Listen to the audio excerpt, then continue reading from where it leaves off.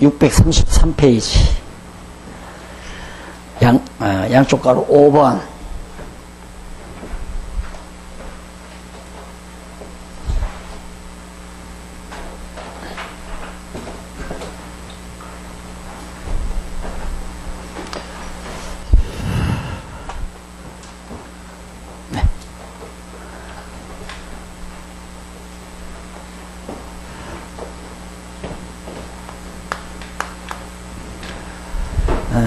속건제 예무로 규례.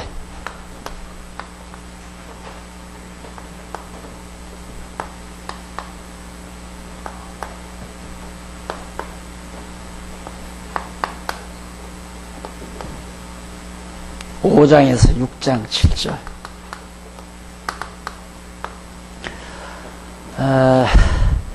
우리 기존의 우리들의 그 고정관념이 그 성경 작은 범주 안에서 우리의 개념들이 다 그렇게 고정되어 있습니다.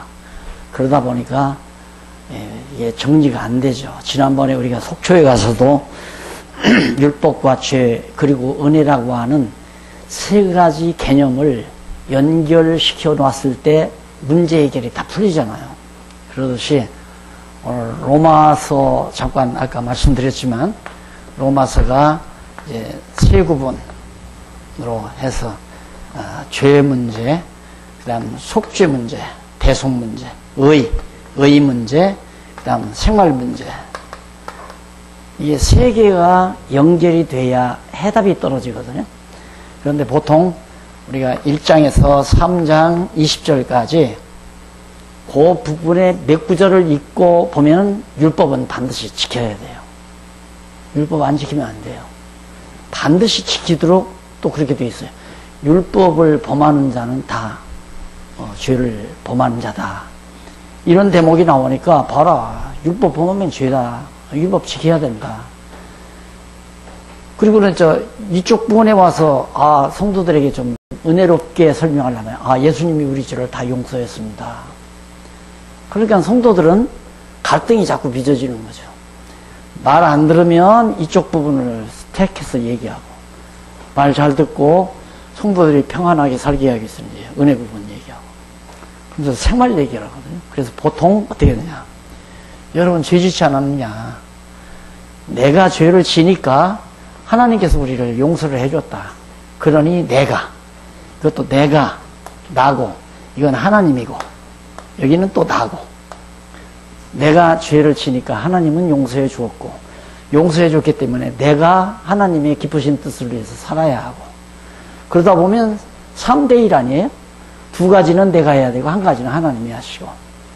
그런데 알고 보니까 그게 아니라 하나님이 다 율법을 주어서 죄 아래 있게 하고, 죄에 가두어서, 율법 아래 가두어서 죄인 되게 하고, 죄인 되게 한 이유가 뭐냐면 하나님의 의롭다함을 얻게 하려고.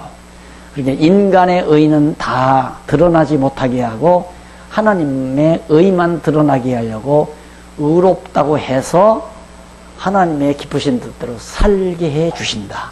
다 하나님이 하시고 하나님이 하시고 하나님이 하신다. 이게 절대 주권 하나님의 섭리에 대한 내용이고, 이것은 알미니안주의자들이 말하는 우리는 다 죄를 많이 졌기 때문에 하나님이 용서해 주었다. 그러니 어떻게 하나님을 위해서 내가 살지 않겠느냐.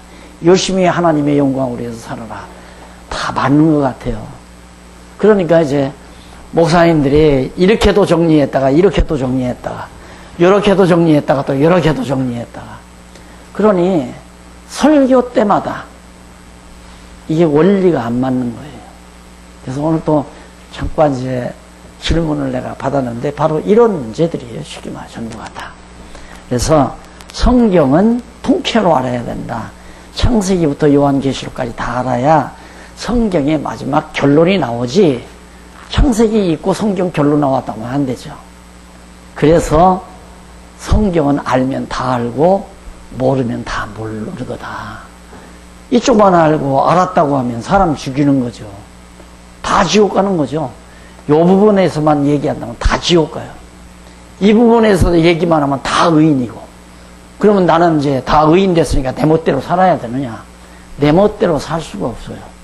아까도 말씀드렸지만 머리 대신 그리스도에게 이거 계속 얘기해도 갈등은 여기서 오는 거거든요. 머리 대신 그리스도의 지체가 됐는데 어떻게 내 마음대로 움직이냐 이 말이에요. 이럴 경우는 있어요.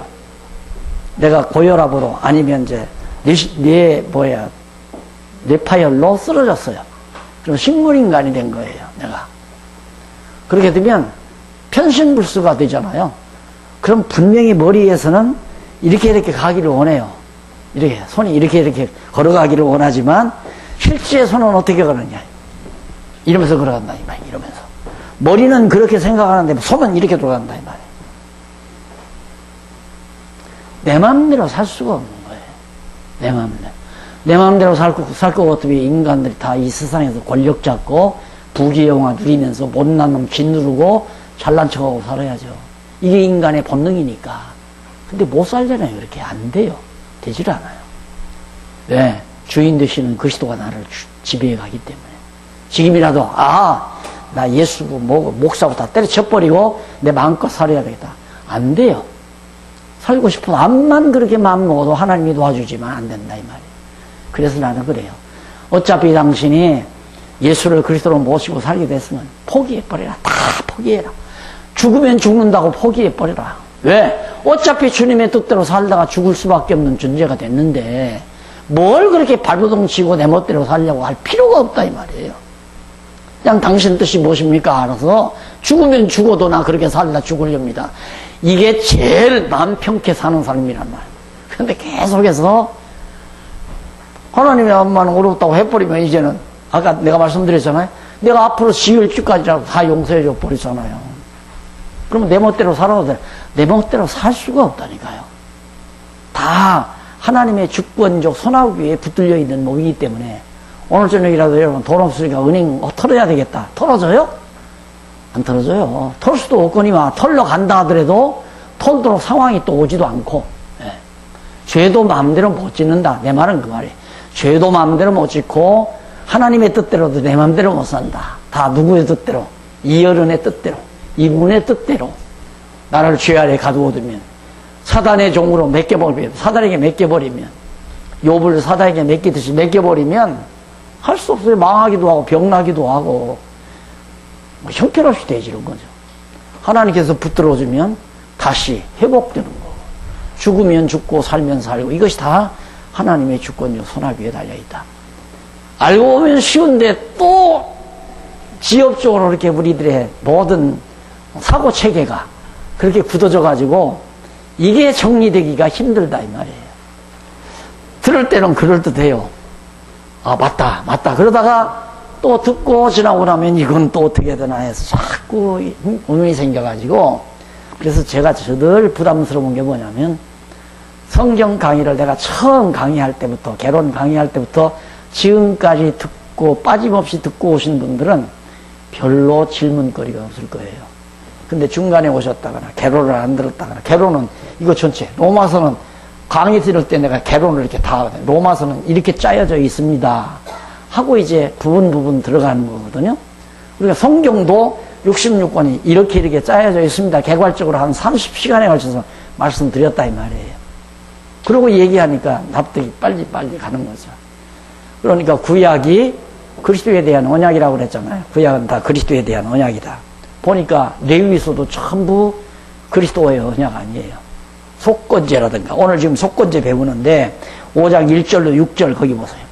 양과 염소로서 속건 예물을 드리는 규례 나오는데, 그 속건이란 말은 들어 흔들어서 속죄해주는 그런 내용이라는 얘기거든요.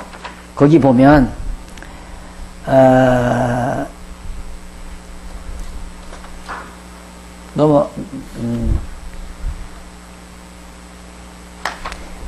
제일 밑에 보면 부정한 허물이 되는 것이다. 뭐가? 그 앞에 보면 밑에서 세 번째 줄 중간 좀 보세요. 부정한 허물이 되는 경우는 먼저 증인이 되어 맹세시키는 소리를 듣고도 그 본 일이나 아는 일을 진술치 아니하면 자기가 보았으면 사실대로 얘기를 해야 하는데, 그러니까 내가 성경을 보고 깨달았으면 사실대로 얘기를 해야 되거든요. 근데 알아도 말을 안 하는 것도 죄라 말이에요. 말을 안 하는 것도. 그래서 벙어리 개라고 그러죠. 선지서에는 벙어리 개다. 안 짖어요. 자기는 알면서도 그 말을 안 한다 이 말입니다.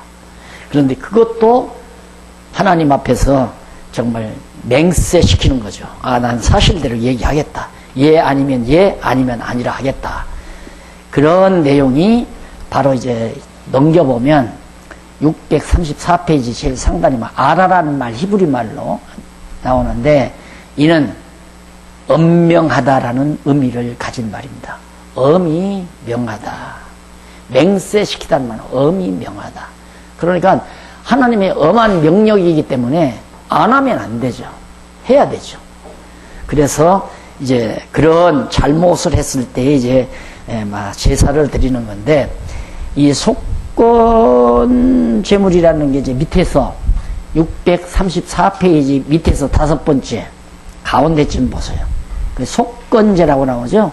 히브리 원문으로 아삼이라는 말이에요. 라고 하는데, 이는 실수를 의미하는 말에서 파생된 말로 벌받다 라는 뜻을 가지고 있습니다. 그러니까 속건제는 실수로 인한 허물을 속하기 위하여 제물을 드려 대신 벌을 받게 하는 제사를 의미하는 것이 바로 속건제다. 그러니까 벌 받는다. 우리들 보통 당신 그러면 하나님께 벌을 받아 그러잖아요. 이건 만약에 지금 벌을 만약에 받는다고 하면 내가 속건제를 드리는 거죠. 그렇죠? 근데 벌은 누가 받았어요? 예수님이 대신 받았어요. 그거 다 알아요. 아는데도 얘기할 때는 그렇게 하죠. 당신 그러면 벌 받아. 당신 하나님 앞에 그렇게 불충하면 벌 받아. 이런 말을 보통 우리 한단 말입니다. 그게 얼마나 비성경적이고 잘못된 말인가를 알죠. 그러면 이 말씀을 깨달은 우리라면, 예를 들어서 어느 분이 정말 하나님 앞에 엄청난 은혜를 깨닫고 예수를 믿는데 노름을 하는 거예요. 또 노름을 하고, 예를 들어 술을 마시면서 방탕을 하고, 그럼 당신 그러면 벌 받는다 이러면 안 되죠. 그러면 안 되고, 불러서 당신과 같은 그런 실수 때문에 예수님이 벌 받으신 것이다. 하나님의 아들 예수가 무슨 죄가 있느냐. 그분이 오셔서 창 맞으시고 양손과 양발에 피 흘리시고 그렇게 고통을 당하신 것은 당신이 그런 실수를 했기 때문에 대신 예수님께서 벌 받은 거다. 이렇게 가르쳐야 되잖아요. 그렇잖아요. 그래야 그분이 감동을 받아가지고, 아야, 내가 누구 깜막 잊었구나. 하나님께서 감동을 주면 감동을 받죠. 그럼 당신 벌 받는다. 근데 이제 이런 경우가 있어요. 하나님께서 자꾸만 이제 실수를 하고 범죄를 저지르게 되면 깨닫게 하기 위한 하나님의 징계는 있어요. 징계.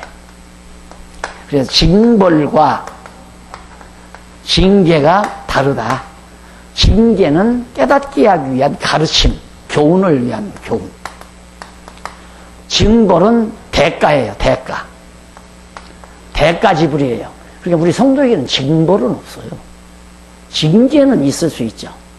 예를 들어서 하나님께서 건강을 주셨는데 이 건강한 몸 가지고 육체의 쾌락을 즐기고 산다 그래요. 그러면 하나님께서 잠시 예를 들어서 술 먹고 막 쾌락하니까 쾌락을 즐기고 그러니까 몸에 병이 났다. 그건 징벌이 아니라 징계로 해석을 해야 됩니다. 그러니까 예수를 믿다가 이제 좀 타락한 생활을 하다가 병이 나서 병원에 가서 입원해 있다. 이럴 경우에 우리 목사님들 신방을 가야 되잖아요. 신방을 갔을 때 징벌로 얘기해 주면 안 되죠. 그건 비복음적이고 비성경적입니다. 하나님은 당신을 엄청 사랑하십니다. 아니, 엄청 사랑하는 자에게는 징계가 따른다고 했습니다. 사생자에게는 징계가 없지만 사랑하는 자에게는 하나님의 징계가 따른다고 했는데 당신이 이처럼 하나님의 사랑에 채찍을 받는 것 보니까 하나님이 당신을 엄청 사랑하십니다. 고집 쓰면 안 됩니다. 고집을 써봤댔지 안 됩니다. 당신은 하나님의 사람이기 때문에 하나님의 사람으로만 살 수밖에 없는 존재라는 걸 잊어서는 안 됩니다. 이렇게 이제 깨닫게 해야죠. 바르게. 그래서 정말 그 언어 개념 하나하나가 얼마나 영혼을 살리고 죽이는가를 우리가 알 수 있다면 우리 목사님들은 그냥 사실 항상 책상 앞을 떠나면 안 돼요. 솔직히 책상 앞을 떠나면 안 되고 늘 어차피 성도들이 정성을 다해서 목사님들 목회비를 이렇게 책임지고 있는 한 책상 앞에 늘 엎드려서 성경 살피면서 모르면 사전도 찾아보고 좋은 책도 좀 살펴보면서 바르게 확실하게 맞다 이렇게 딱 떨어졌을 때 목사님들에게 감동이 타고 여러분 학생들이 수학 문제 하나 풀지 못하고 있다가 막 스트레스를 받잖아요. 그러다가 해답을 딱 했을 때 와지는 기쁨 그 상태 그대로 가지고 성도들에게 먹여주면 성도들이 살이 찌게 되어 있습니다. 영혼이 살이 찌도록. 지금 벌 받았다고 당신 하나님 앞에서 벌 받은 거야. 지금 병 나서 병원에 딱 교회 나오다가 안 나오니까 벌 받게 딱 돼 있지. 이래가지고 신방을 가면 은근히 공갈 협박. 하나님의 눈은 불꽃과 같은 눈입니다. 당신의 죄를 살피시라 하나님. 이런 식으로 공갈 협박하면 벌벌 떨기는 하겠죠. 그러나 감동이 오는 게 아니죠. 감동이. 그래서 바로 징계와 징벌은 다르다. 그래서 성경을 이렇게 통째로 알면 징벌로 안 가르치고 징계로 사랑의 채찍으로. 그래서 우리가 하나님의 채찍을 받을 때 두려워 떠는 게 아니라 하나님이 나를 사랑한다는 확증으로 받아들일 수가 있는 거죠. 그 다음 이제 5장 11절로 13절에 보면 힘이 못 미치면 고운 가루로 드리는 규례도 있어요. 실수는 했는데 소 잡을 수도 없어요. 양 잡을 수도 없어요. 염소도 안 돼요.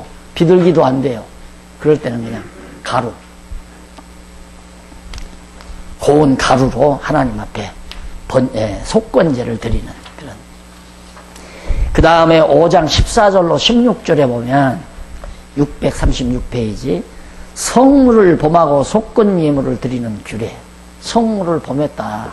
자, 이거 나 그전에 어느 기도원에 가 있었는데 기도원에 이제 와서 거처하는 분들 있잖아요. 거처하는 분들이 자기들이 사는 집에 뭐 고칠 것이 있으면 슬며시 기도원에서 쓰는 연장이나 못 같은 걸 갖다가 쓰고 막 그런 일이 벌어지니까 원장이 있다가 설교를 하는데 성물 건들면 어떻게 되는 줄 알아? 이런 여기를 들어서 얘기를 하더라고요. 여기를 들어서.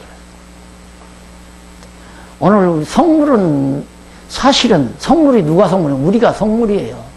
다 그렇게 구별된 하나님의 자녀들이고 성전의 제목 아니에요. 우리가 다 성물인데 이걸 우리가 내 마음대로 내 고집대로 내 생각대로 썼다면 성물을 범하는 거죠. 하나님의 뜻을 따라 거룩하게 써야 하는데 이 거룩한 성물을 갖다가 자기 욕심대로 활용을 했다면 그것도 성물 범하는 거 아니에요. 성물 범하면 벌 받는가?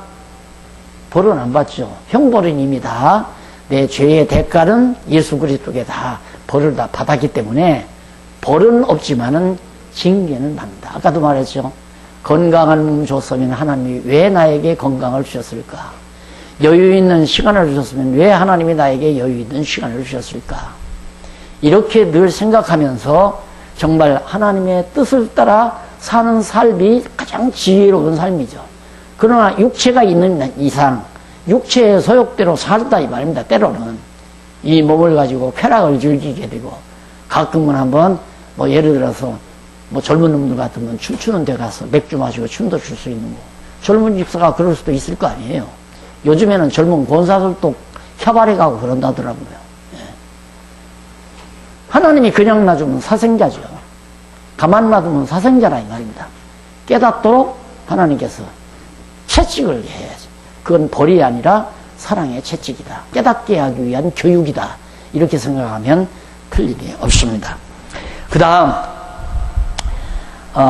성물범 속건제물을 드리는 것. 그 다음 금령을 범하고 하나님께서 하지 말라는 명을 범하고 수양으로 순념소로 속건제 드리는 방법. 이것도 다 우리가 살아가면서 날마다 제 제물로 벌을 면하는 거거든요. 날마다. 그러니까 구약 시대에는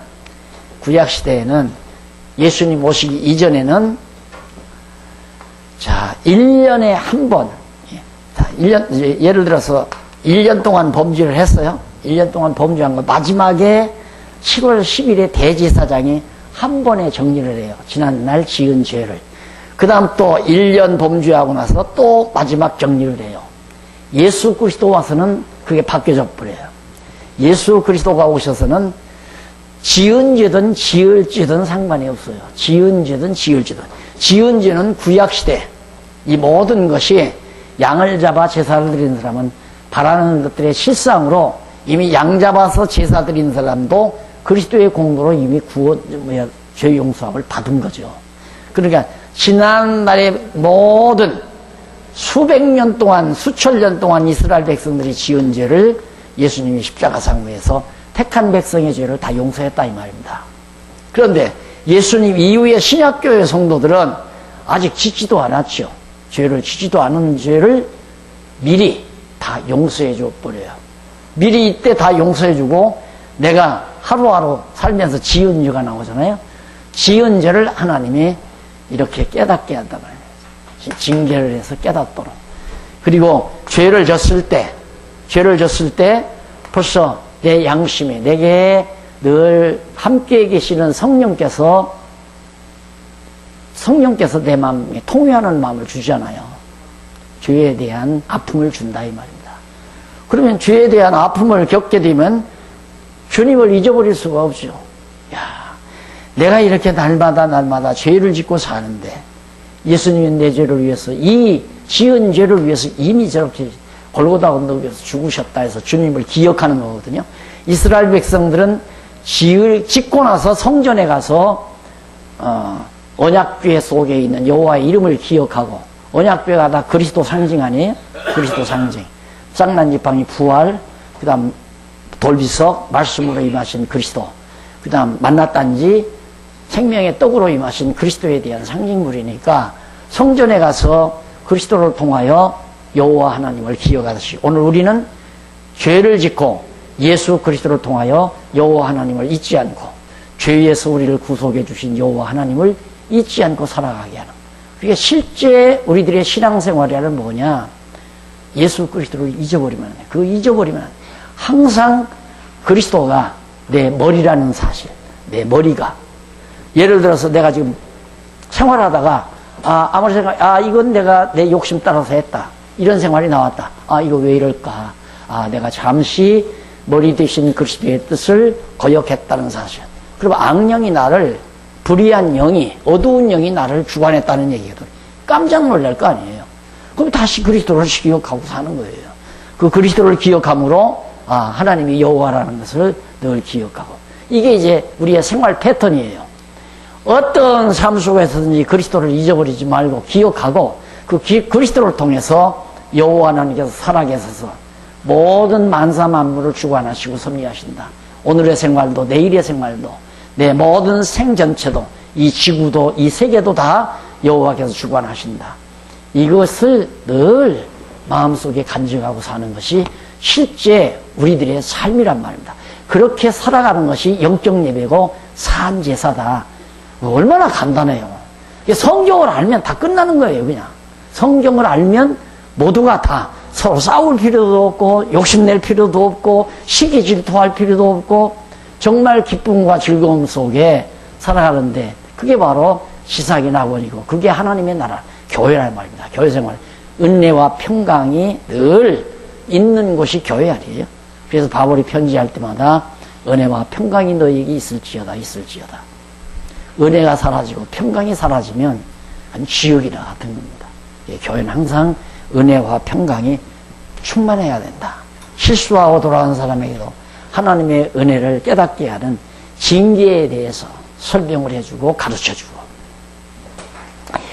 그 다음 넘어가서 17절로 19절에 보면 금령을 범하고 수양으로 드리고 남에게 죄짓고 수양으로 속건죄를 드리는 규제, 인간과 인간끼리 짓는 죄죠. 그걸 보통 윤리적인 죄, 도덕적인 죄라고 하는데 그 윤리, 도덕 우리 찾을 거 없어요. 인간끼리 상대적으로 짓는 죄. 이것도 하나님 앞에 왜? 이미 그리스도의 몸이 됐잖아요. 근데 오른손이 왼손을 때렸다. 그러면 오른손이 왼손을 때렸으면 오른손이 왼손에게 지은 죄죠. 그런데 이것은 근접적인 원인이고 근원적인 건 그리스도의 몸을 때린 거거든요. 그리스도의 몸을. 그러니까 내 이웃을 내 몸과 같이 사랑하라. 그 말은 내가 오른손이 왼손을 사랑했어도 그게 누구를? 그리스도를 사랑하는 것이 된다.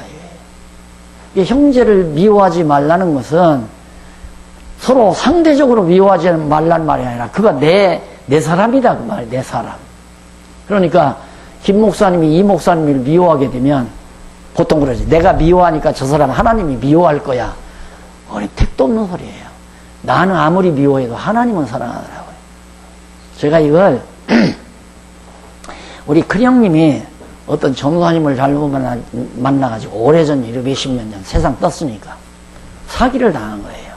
제일 큰형님이니까 아들 노릇도 하고 형제들에게 큰형 노릇도 하려고 부지런히 돈 벌어서 전도사님 믿고 신앙생활 대물려서 신앙생활 했으니까 전도사님 믿고 갔다가 돈을 그냥 은행에다가 그 당시는 넣을 줄은 모르고 그냥 조그마한 조그마한 읍 같은 데니까 돈 벌어서 전도사님께 다 갖다 맡긴 거예요.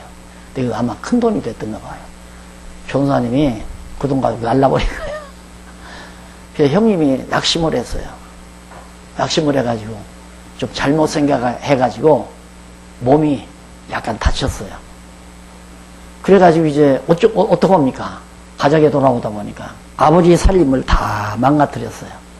제가 공부하고 들어가니까 형편없이 가정 경제가 어려워요. 그래서 이모로 저모로 제가 노력을 해가지고 가정 경제를 일으켜서 부모님 다 살도록 하고 그렇게 해놨단 말입니다. 그러니까 내 마음에는 아버지는 나를 엄청 사랑하고 가정 경제를 망친 형님은 엄청 미워할 것이다. 그렇게 생각을 했는데 서울만 올라오시면 아버지가 자꾸 큰형님 집으로 가요. 우리 집에 있다가 큰형님 집에 가서 큰형님이 다 빚을 지고 왔으니까 내가 다 안 갚으면 갚을 사람이 없는 거죠. 그 가서 책망을 하고 큰형님 막 야단을 치고 올 줄 알았는데 그게 아니고 가서 쓱 살피는 거예요. 혹시 빚 갚을 일이 여력이 없나 하고. 그리고는 와서 큰형님을 걱정을 해요. 내 걱정은 안 해요. 그래서 내가 미워한다고 하나님이 같이 미워하는 건 아니구나. 내가 미워한다고 해서 하나님이 그 사람 같이 미워하지는 않는다 이 말이에요. 그게 믿어져 버리면 절대 누구 미워하는 마음이 생길 수가 없죠.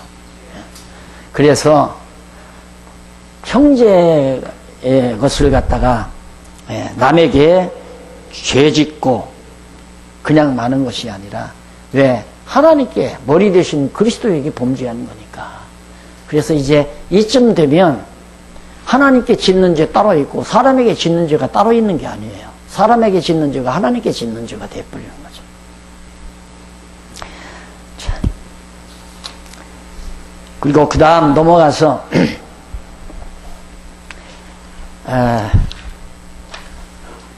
제사 규례와 규례의 선포, 속건제, 그리고 이제 네 번째입니다. 큰 제목이에요. 제사 규례.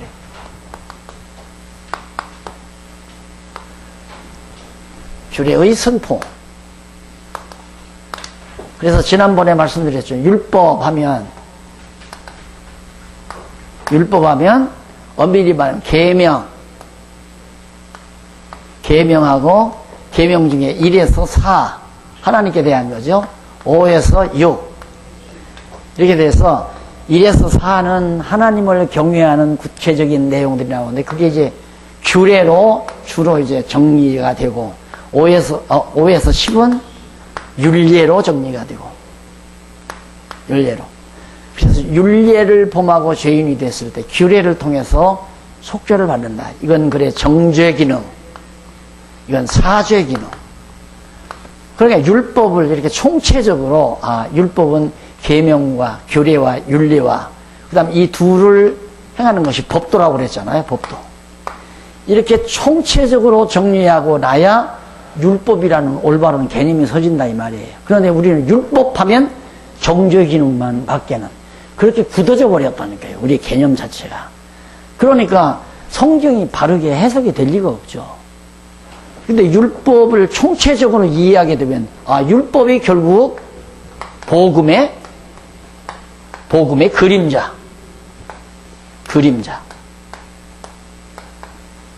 율법은 복음의 반대 개념이 아니라 율법은 복음의 모형이고 그림자다. 율법이란 뭐냐? 예수가 우리의 죄를 위해서 죽으시고 정죄받은 우리들을 죽으심으로 죄 용서해 주시는 분이 예수님 아니에요. 그게 복음이고 그런 복음을 모형적으로 그림자적으로 보여주는 것이 율법이다. 이래야 이제 율법이 총체적으로 딱 정리가 되는 거란 말이에요. 이러고 보면 이제 구약 성경에 복음이 엄청 모두가 다 복음이죠. 지금 배우는 이게 다 복음의 내용 아니에요? 예수 그리스도가 우리의 죄를 용서해 주는 모형과 그림자들이 지금 수두룩하니까. 그러니까 구약, 출애굽기, 레위기 어디를 읽든지 그리스도를 설명할 수 있고 그리스도를 설명함으로 여호와 하나님이 살아계시고 그분을 경외하는 마음을 갖게 만들어 줄 수 있는 거고. 그다음 그 제사 규례를 선포하는데 각종 제사 규례가 있어요. 각종 제사 규례가 있는데 6장 8절로부터 13절까지 보면 아론과 그 자손에게 번제 드리는 규례를, 그럼 제사를 각종 제사에 대해서 속건제니 뭐니 뭐 화목제니 등등 다 얘기했는데 그 제사를 어떤 법도에 따라서 드릴 거냐, 규례와 법도에 대해서 지금 말하는 거죠. 어떻게 그 규례들을 선포하는데 그걸 어떻게 지킬 건가. 아론과 그 자손에게 번제. 왜? 아론은 제사장, 대제사장 집안이에요. 아론이 대제사장이고 그 아들들, 자손들이 다 제사장이니까. 그것도 그래요. 우리가 제사장이라고 하는 것은 예수 그리스도가 대제사장이니까 머리 대신 그리스도가 대제사장이기 때문에 우리는 제사장으로서 우리가 하나님을 경외하는 거죠. 그러니까 내가 하나님을 경외하는 것이 아니라 대제사장인 그리스도에 의해서 내가 하나님을 섬기고 경외할 수 있다. 이렇게 얘기가 돼야 정확한 얘기죠. 근데 그리스도를 빼내버리고 내가 하나님 경외할 수 있다. 내가 하나님 섬기고 내가 하나님 섬겼다. 그런 방발이 어디 있어요? 내가 어떻게 하나님을 섬겨요? 내가 하나님 섬길 수가 없다 이 말이에요. 다만 내가 지체인 내가 그리스도의 머리 되신 그리스도에 의해서 그리스도가 대제사장으로 지금도 하나님 보좌 우편에서 영원한 제사장으로서 역할을 하고 계시잖아요. 그러니까 나는 덩달라서 여호와 경외하는 자가 되어지는 거죠. 찬송을 불렀기 때문에 기도를 했기 때문에가 아니라 우리의 삶 자체가 이분의 뜻을 따라 계속 대제사장이 일해 가는데 필요한 것을 다 이 성전 지옥만요. 이 대제사장이 이 지성소에 들어가기까지, 이 지성소에 들어가기까지는 제단에서 소를 잡아야 되잖아요. 피를 흘리고 기름 다 태우고 그다음 넓적다리나 모든 것들은 이제 제사장 족속들이 먹고 그리고 물두번 거쳐서 피를 가지고 성소에 뿌리고 각종 이제 제단에도 뿌리고 그리고는 대제사장이 피를 가지고 여기 들어간다 이 말이에요. 예수님께서 당신의 피를 흘려 그 피로 지금 하나님 보좌에 가셨잖아요. 왜? 그 시온소에다가 당신의 피를 뿌리려고 가셨다 이 말이에요. 영원한 제사를 드리려고 승천하신 거라. 이게 지성소에 들어가신 거예요. 그러면 1년 내내 우리 제사장들이 이 성소에서 드렸던 제사가 예수 그리스도의 영원한 제사로 다 유효한 것이 되지지 않아요. 마찬가지로 오늘 신약시대에는 예수님이 대제사를 먼저 드려버렸기 때문에 오늘 우리가 작은 수고를 하고 주를 위해서 복음을 위해서 땀 흘렸다 할지라도 그것이 바로 영원한 제사를 드리시는 하나의 주요한 요소로 작용된다 이 말이에요. 그래서 내가 복음을 전하는 일이나 어려운 사람을 구제하는 일이나 모든 이 따위에 살면서 주님이 원하시는 선한 일들을 행한 것들이 하나님 앞에 상달되는 산제사로 되지는 이유는 그리스도의 지체가 됐기 때문에 그런 것이다. 그런 얘기예요. 그래서 아론과 그 자손에게 소제 드리는 규례도 말하고 아론과 그 자손에게 속죄제를 드리는 규례, 어떻게 속죄제는 어떻게 드려라. 그 다음 아론과 그 자손에게 속건제, 앞에서 나온 거 나오죠.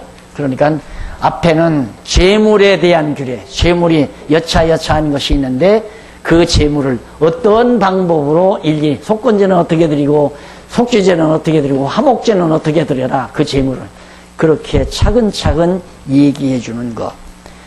솔직히 이렇게 해서 지금도 산다면 얼마나 복잡하겠어요. 얼마나 귀찮고. 그런데 그리스도 한 분이 완벽한 것으로 영원한 제사를 드렸기 때문에 이제는 주님께서 우리 마음에 소원을 주시는 대로 기쁨과 즐거움으로 자원하는 마음으로 복음을 위해서 살아가면 끝나는 거란 말입니다. 그냥 복음을 위해서 살면 얼마나 쉬운지 모르죠. 그래서 수고하고 무거운 짐지자들아 다 내게로 오라. 구약시대에는 정말 제사 드리기가 그렇게 힘들고 수고스러웠던 거죠. 율법 아래서. 그러나 그리스도를 통해서 우리는 너무 쉽고 가볍게 됐기 때문에 그리스도만 잊어버리지 않으면 돼요. 나를 위해서 피 흘리시고 고난당하신 그리스도 잊지 않고 기억하면서 어떻게 하면 머리의 뜻을 따라 사는가. 방법은 간단해요. 성경 보면 돼요. 성경 늘 상고하면 이것이 주님의 뜻이로구나. 항상 기뻐하라. 쉬지 말고 기도하라. 범사에 감사하라. 이것이 너희를 향한 하나님의 뜻이니라. 쉽잖아요. 하나님의 뜻이 뭐냐. 항상 감사해야 돼요. 항상 감사하려면 항상 감사해야 되는 이유를 성경에서 파악을 해야죠. 범사에 항상 기뻐해야 돼요. 범사에 감사해야 돼요. 모든 일에. 쉬지 말고 기도해야 돼요. 그럼 쉬지 말고 기도하려면 하나님의 뜻을 알아야 쉬지 말고 기도가 나올 거 아니에요. 그래서 하나님의 뜻대로 산다는 것이 다 나에게 좋은 거 아니에요. 늘 기도가 있는 사람은 소망이 벅찬 사람이에요. 소망이 없는 사람은 기도가 없어져 버려요. 소망이 기도로 바뀌어지는 거니까. 이것이 하나님께서 나에게 향한 뜻이로구나. 이러면 나는 정말 선교를 하는 일이 하나님이 나에게 원하시는 뜻이다. 이거 한 사람은 어떻게 하면 정말 선교를 해가는가. 자나깨나 선교 생각하잖아요.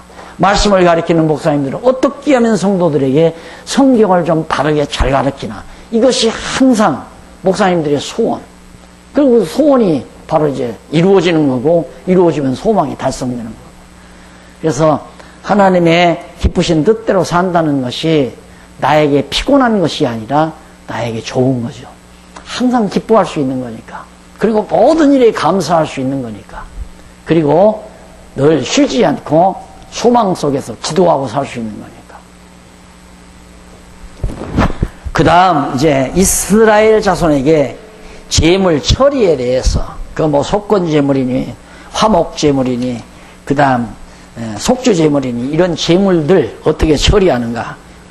늘 아까 말했잖아요. 기름은 갖다 태우고 내장도 태우고 더러운 것들은 다 갖다 버리고 그리고 넓적다리나 가슴살 이런 것들은 제사장 족속들이죠. 먹기도 하고 백성들이 또 먹기도 하고. 자, 7장 37절로부터 38절 이쪽 649페이지 보면 여러 제사의 규례를 시내산에서 모세에게 명령하는 내용입니다. 화목제물이라든가 화목제사라든가 속건제사라든가 속죄제사라든가 이런 제사들을 다 어떻게 드리라는 거 모세에게 전부 가르쳐주는 내용. 그래서 8장에는 제사장 속죄 규례를 수행하는 얘기. 앞에서 다 모세에게 명령을 했으니까 명령대로 수행을 해야 될 거 아니에요. 근데 이 수행을 여기서 나오는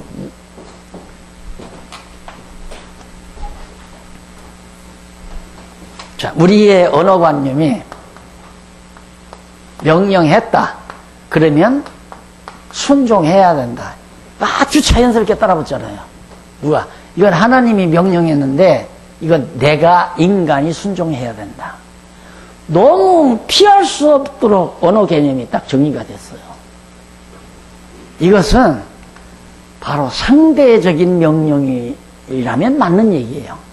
상대적인 인간끼리 주먹이 센 자가 주먹 약한 자에게도 이렇게 해 하면 주먹 약한 자가 할 수밖에 없는 거죠. 그러나 절대자이신 하나님의 명령은 명령하시고 명령대로 하게 하시고, 아까도 성전을 어떻게 지어라 할 때 척수도 다 말해주고 재료도 말해주면 그 짓는 건 모세가 짓고 백성들이 짓는 아니에요.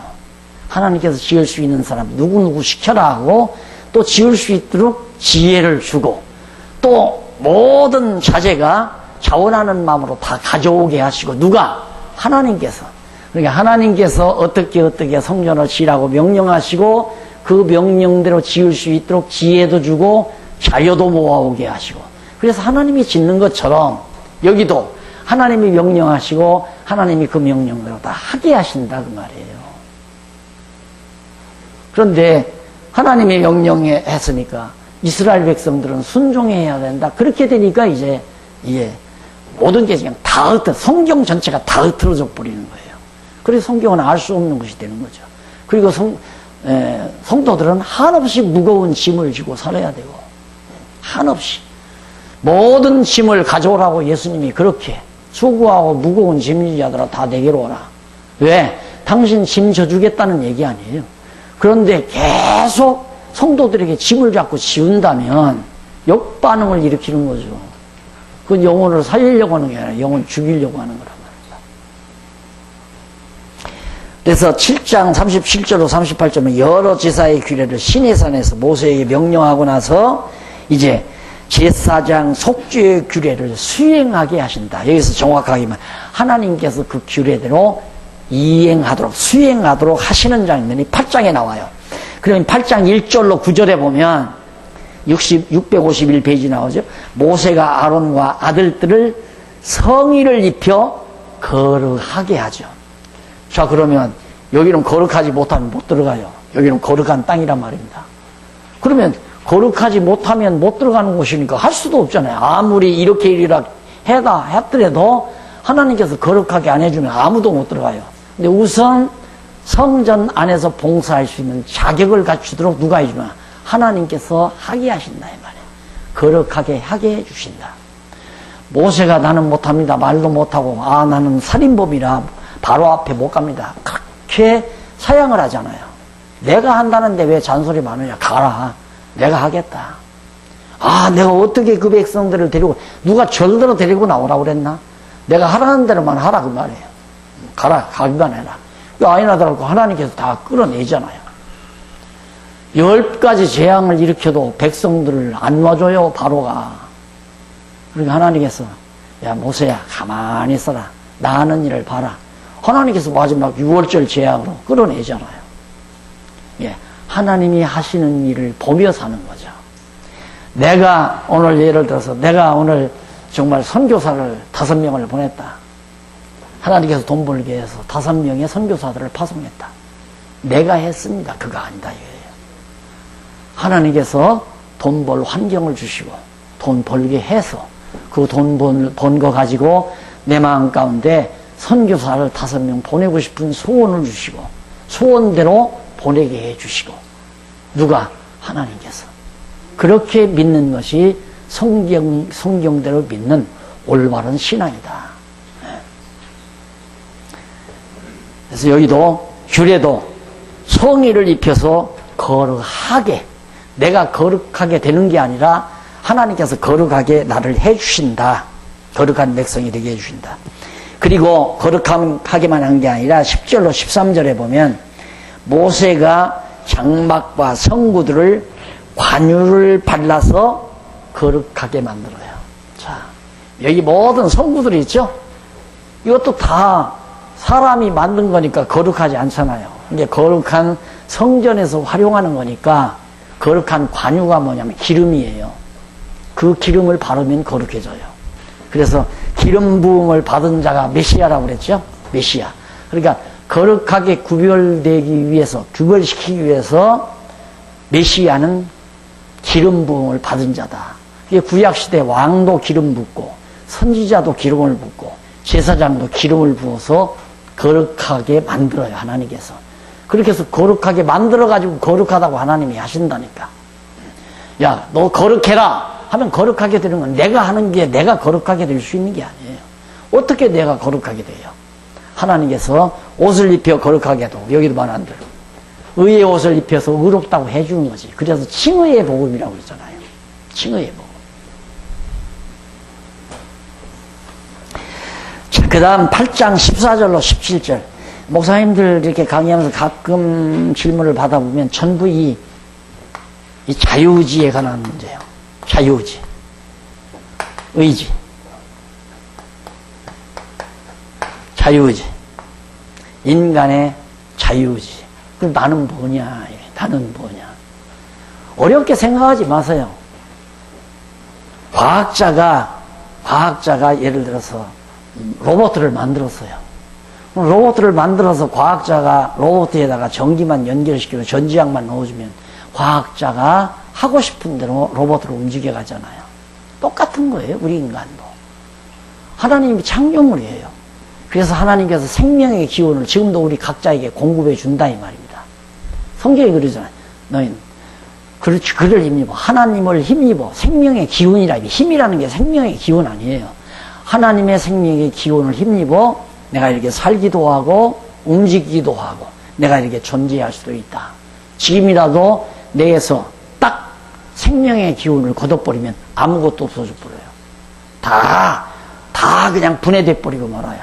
이게 어떤 전기가 이렇게 막 응집을 시키는 것처럼 하나님의 생명의 기운이 나라는 존재가 이렇게 뭉치로 존재하게 만들었는데 하나님께서 생명의 기운을 딱 해버리면, 끊어버리면 그 다음 푹 쓰러져 버리잖아요. 쓰러진 다음에 여기서 산화되기 시작해요. 땅속에다 묻어두면 얼마 안 가서 몇십 년 안 가서 뼈 하나도 건질 수 없도록 다 없어져 버리고 말잖아요. 불가능한 거예요. 그러니까 자신을 그렇게 알아야 돼요. 나는 하나님이 만드신 로봇이다. 하나님이 나를 주관하지 않으면 숨도 쉴 수가 없고 눈으로 볼 수도 없고 생각할 수도 없고 이렇게 철저히 자기를 파악을 해야 하는데 그래서 칼빈이 처음에 고민한 게 뭐냐면 나를 알아야 하나님을 아는 건지 하나님을 알아야 나를 아는 건지 그건 내가 잘 모르겠다고 그러고 처음부터 기독교 강의 첫 서두부터 그렇게 꺼내잖아요. 나를 안다는 게 그만큼 중요한 겁니다. 하나님을 알고 나를 안다는 게 중요한데 어떻게 해야 내가 하나님을 알고 나를 알 수가 있는가? 나를 알아야 하나님을 아는 건지 하나님을 알아야 나를 아는 건지 그건 잘 알 수가 없다. 그렇게 칼빈이 말한 이유는 그때만 해도 성경이 완벽하게 칼빈의 손에 들려지지 아니한 상태에서 부분적으로 성경이 보이다 보니까 그 얘기를 한 거죠. 우리가 성경을 통해 성령 감동을 통해 성경을 깨닫게 되면 하나님을 알아요. 아, 하나님이 이런 분이로구나.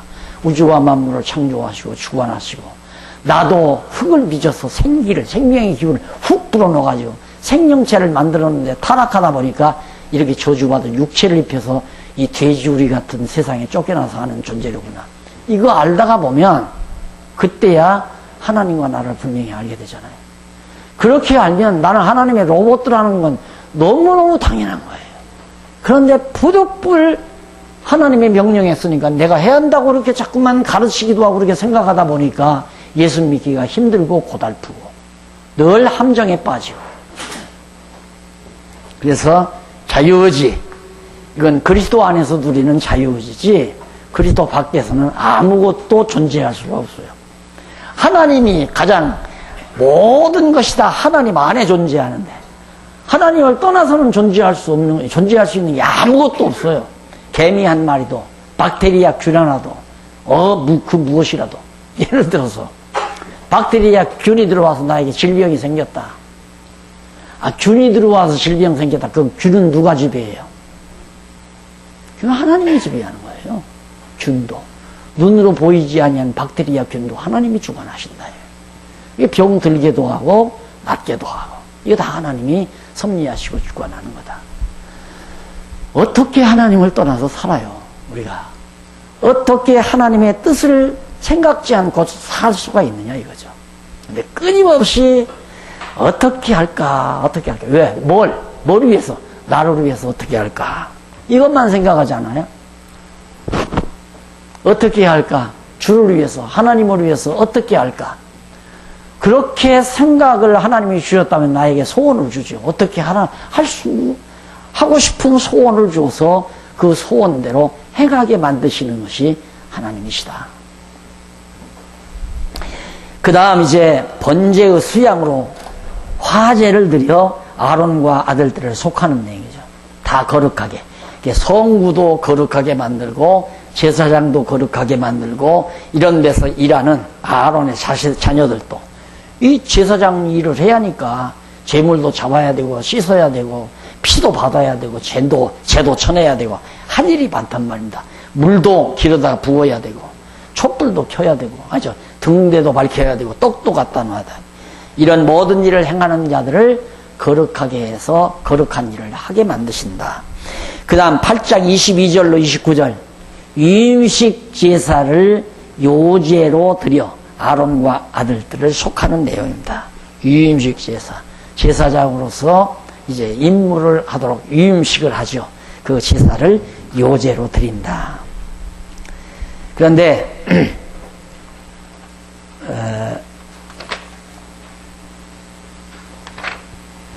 요제라는 게 흔들어서 드리는 거 아니에요? 이렇게 흔들어서 제물을. 드리는 방법이 다 이렇게 흔들어서 드리는 것도 있고, 또 우로 쳐들고, 올려서 이렇게 제물을 올려드리는 것도 있고, 태워서 드리는 것도 있고, 각양각색의 방법들을 다 하나님께서 해 가시는데, 그러기 위해서 아론과 아들들을 속하는 대목이 나온다. 근데 유임식이 상당히 길어요. 8장 30절로 36절에 보면 유임식을 7일 동안, 일주일 동안 거행하잖아. 7일 동안 지켜서 아론과 아들들을 거룩하게 속하는 내용이 거기 나옵니다. 이게 36절까지 소개되는 내용이에요. 우리 잠깐 또 차 한잔 드시고 9장부터 진행하십니다. 백성 속죄 규례를 수행하는 대목. 이런 지금 우리는 간단간단 한 시간에 막 여러 대목 보내지만 양쪽 가로 하나씩이 목사님들이 주일날 성도들에게 설교할 수 있는 1시간이나 30분 설교하는데 충분한 내용입니다. 전부가 다. 자세히 읽어보시면 목사님들이 이걸 어떻게 요리를 해서 성도들에게 가르쳐야 될 건가. 그 원리적인 건 거의 다 나와 있으니까 그렇게 해서 정말 설교거리가 수두룩하죠. 장장 절절히. 그래서 생각하시면서 차 한잔 드시고 하십니다. 수고하셨습니다.